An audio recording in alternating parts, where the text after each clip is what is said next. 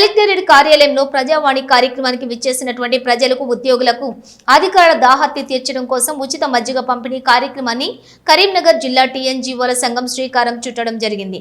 ఈ కార్యక్రమానికి ముఖ్య అతిథిగా జిల్లా కలెక్టర్ శ్రీమతి పమ్మేలా సత్పతి ఉచిత మజ్జిగ పంపిణీ కేంద్రాన్ని ప్రారంభించారు. ఈ సందర్భంగా జిల్లా కలెక్టర్ మాట్లాడుతూ టీఎన్జీఓల సంఘం నాయకులు చేస్తున్నటువంటి సేవా కార్యక్రమాలలో చాలా అభినందనీయమని కొనియాడారు. రాబోయే రోజుల్లో కూడా ఇలాంటి మంచి కార్యక్రమాలు చేయాలని వారు తెలిపారు.